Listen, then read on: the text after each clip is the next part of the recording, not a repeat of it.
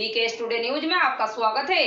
अब रुक करते हैं इस वक्त की मुख्य खबर पर। उत्तर प्रदेश के मुरादाबाद जनपद के मंझोला थाना इलाके में आयोजित आर्य वीर सम्मेलन में हिस्सा लेने के लिए प्रदेश के मुख्यमंत्री योगी आदित्यनाथ पहुंचे। इस कार्यक्रम के अंदर बाबा रामदेव के साथ ही अन्य कई संत मौजूद रहे। भारी संख्या में लोगों की मौजूदगी में कार्यक्रम संपन्न हुआ है। प्रदेश के मुख्यमंत्री द्वारा कई उपलब्धि की भी जानकारी मंच पर से दी गई है।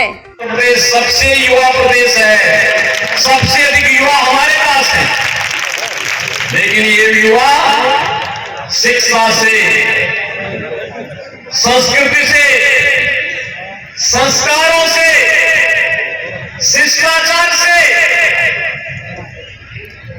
आत्मनिर्भर भारत की इस परिकल्पना को और एक भारत श्रेष्ठ भारत की इस परिकल्पना को साकार करने के साथ आगे बढ़ सके, ये आज की आवश्यकता है।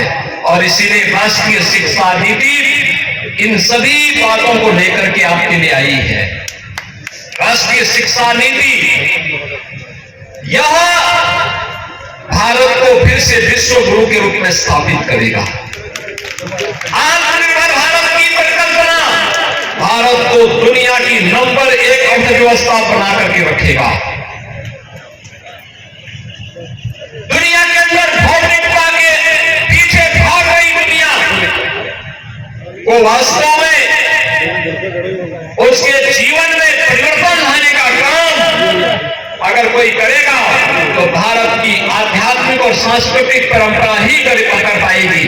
और इन सभी बातों को लेकर के, भारत की इस ऋषि परंपरा को लेकर के आप सभी आर्यजन बृहद स्तर पर आगे बढ़े।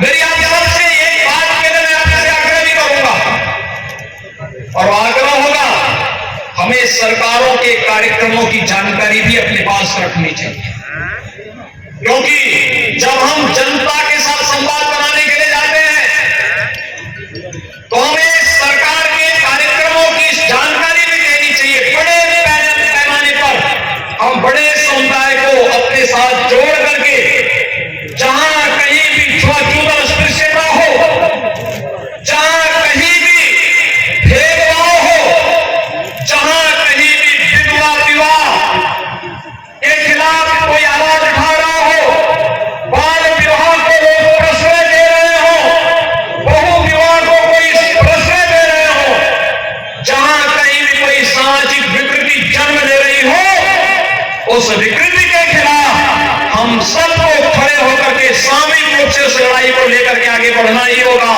जिस समय आप सब संकल्प लेंगे, एक बार फिर से महर्षि दयानंद सरस्वती जी के सपने का साकार करने वाला भारत आप सबको दिखाई देगा। इस विश्वास के साथ मैं आज के इस कार्यक्रम में आप सभी आर्यजनों को एक बार फिर से हृदय से इस कार्यक्रम के लिए बधाई देता हूं। मंच पर एक बार फिर से प्रस्थापित करने का अभियान है। जब योग की परंपरा को वैश्विक मंच पर स्थान सम्मान दिला करके 21 जून की तिथि को विश्व योग दिवस के रूप में मनाने के लिए पूरी दुनिया के अंदर आह्वान होता है, और वह तब भारत के लिए गौरव का दिन होता है। ये सपना स्वामी दयानंद सरस्वती का ही सपना साकार होता है। ये सपना स्वामी श्रद्धानंद जी का सपना साकार होता है। जब काशी विश्वनाथ धाम की स्थापना करके इसके पुनरुद्धार कार्यक्रम के माध्यम से भारत के आध्यात्मिक और सांस्कृतिक विरासत को वैश्विक मंच पर सम्मान मिलता है। भाइयों बहनों, जब दुनिया इस सदी की सबसे बड़ी महामारी के सामने पस्त थी, तब भारत के लोगों के जीवन और जीविका को बचाने के साथ ही हमारी शिक्षा हमारी मातृभूमि में आनी चाहिए। संस्कृत और हिंदी में उसका पाठ्यक्रम होना चाहिए, और केवल ये बीए का ही नहीं बल्कि मेडिकल और इंजीनियरिंग की पढ़ाई भी अब सभी भाषाओं में, सभी भारतीय भाषाओं में होगी। यह भी राष्ट्रीय शिक्षा नीति का एक हिस्सा बन चुका है।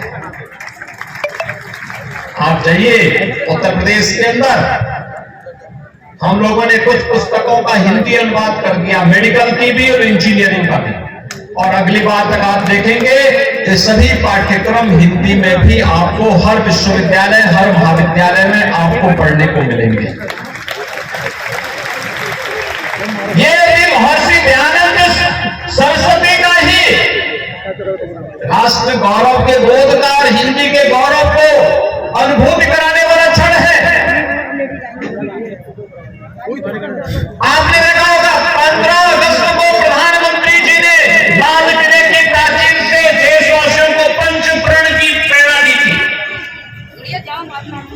उस पंचप्रण में एक विरासत के सम्मान का भी है और महर्षि दयानंद सरस्वती की विरासत पर भी हर भारतवासी गौरव की अनुभूति करता है।